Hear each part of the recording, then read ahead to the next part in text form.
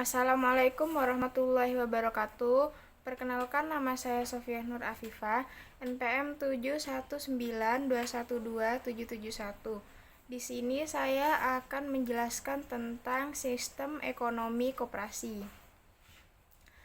Indonesia termasuk negara yang menggunakan sistem ekonomi campuran yang dikenal dengan sistem demokrasi ekonomi. Sistem demokrasi ekonomi dapat diartikan sebagai suatu sistem ekonomi di mana kegiatan ekonomi diatur oleh rakyat, dilaksanakan oleh rakyat, dan ditujukan untuk kesejahteraan rakyat. Di dalam sistem demokrasi ekonomi ini, segala produksi yang menguasai hajat hidup orang banyak dikuasai oleh negara, sedangkan produksi yang lainnya diserahkan pada pasar. Terhadap produksi yang lain ini, pemerintah hanya berperan sebagai pengawas pasar saja.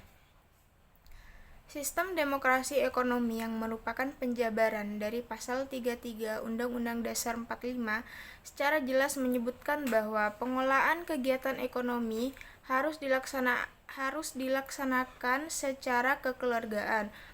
Bentuk badan ekonomi yang paling cocok dengan sistem demokrasi ekonomi ini adalah koperasi. Secara eksplisit dalam penjelasan Pasal 33 Undang-Undang Dasar 1945, Bung Hatta telah memasukkan koperasi sebagai bentuk badan ekonomi yang harus diselenggarakan dalam perekonomian nasional. Oleh karena itu, koperasi harus menjadi soko guru perekonomian nasional. Sebelum memasukkan bentuk ekonomi koperasi dalam Pasal 33 Undang-Undang 45, sebenarnya Bung Hatta bersama 3 tokoh ekonomi Indonesia pada saat itu telah mempelajari perekonomian di beberapa negara Eropa. Hasil dari belajar itu, setelah disesuaikan dengan kondisi bangsa Indonesia, lahirlah suatu bentuk ekonomi koperasi. Oleh karena itulah, bentuk ekonomi koperasi dimasukkan dalam Undang-Undang 45, khususnya Pasal 33. Dengan dimasukkan bentuk ekonomi koperasi dalam Undang-Undang 45 ini, diharapkan penyelenggaraan perekonomian nasional Indonesia berbasis pada ekonomi koperasi. Selanjutnya, sistem ekonomi koperasi. Sebagai suatu sistem ekonomi, koperasi tentu memiliki jiwa atau ideologi tertentu yang menjadi karakteristiknya. Untuk memahami karakteristik koperasi Indonesia, kita harus tahu konsep dasar koperasi Indonesia, khususnya yang menyangkut pengertian dan nilai-nilai dasar, serta prinsip koperasi. Selanjutnya, koperasi dalam trilogi pembangunan.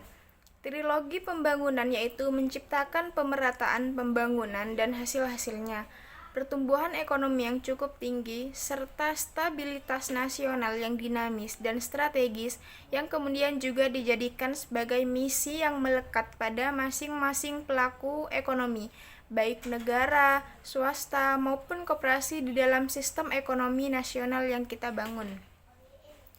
Selanjutnya, keunggulan komparatif pelaku ekonomi. Dapat disimpulkan bahwa keunggulan pelaku ekonomi BUMN lebih terfokus dalam bidang stabilitas, sedangkan BUMS lebih diarahkan untuk mencapai pertumbuhan ekonomi.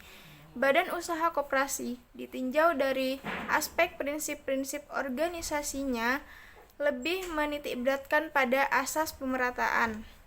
Seiring dengan perubahan ruang, waktu, dan nilai dalam perjalanannya, koperasi juga berperan dalam pencapaian pertumbuhan dan stabilitas ekonomi nasional. Selanjutnya, syarat pendirian koperasi. Yang pertama, Pasal 12 Permen Koperasi dan UKM Nomor 9 Tahun 2018 tentang penyelenggaraan dan pembinaan perkoperasian telah mengatur mengenai persyaratan pendirian koperasi di Indonesia. Pendirian koperasi dilakukan dengan mengadakan rapat pendirian koperasi yang harus dihadiri oleh para pendiri dan juga dihadiri oleh pejabat yang berguna untuk melakukan penyuluhan terkait koperasi.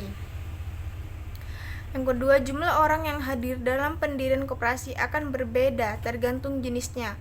Untuk pendirian koperasi primer dihadiri oleh 20 orang dan akan lebih sedikit untuk koperasi sekunder. Syarat koperasi primer. Pendiri koperasi mengajukan akte pendirian.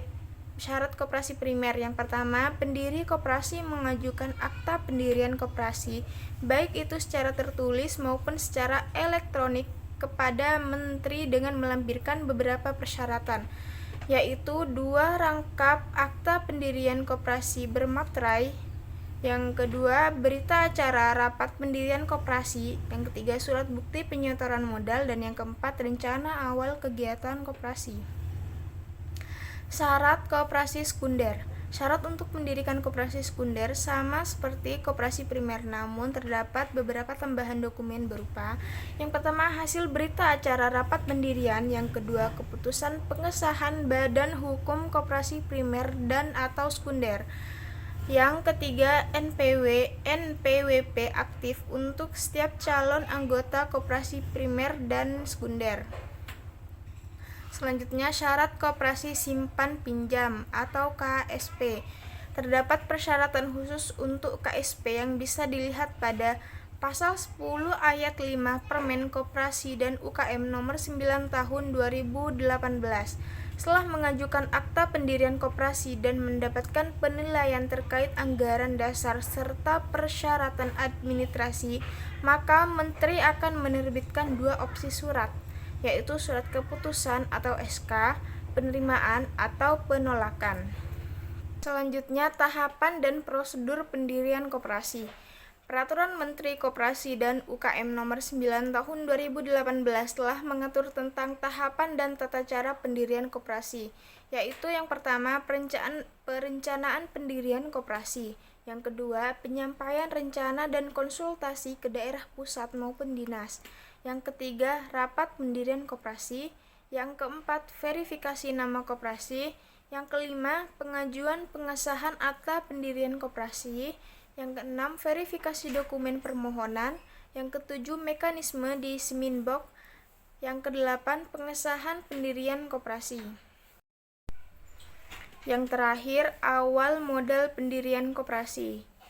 Modal sendiri berasal dari yang pertama, simpanan pokok; yang kedua, simpanan wajib; dan yang ketiga, dana cadangan; dan yang keempat, hibah. Modal pinjaman berasal dari yang pertama, anggota; yang kedua, calon anggota; yang ketiga, koperasi lain atau anggotanya; yang keempat, bank dan lembaga keuangan lainnya; yang kelima, penerbitan obligasi; yang keenam, surat utang lainnya dengan sumber yang sah. Mungkin hanya ini yang dapat saya jelaskan. Kurang lebihnya mohon maaf. Wassalamualaikum warahmatullahi wabarakatuh.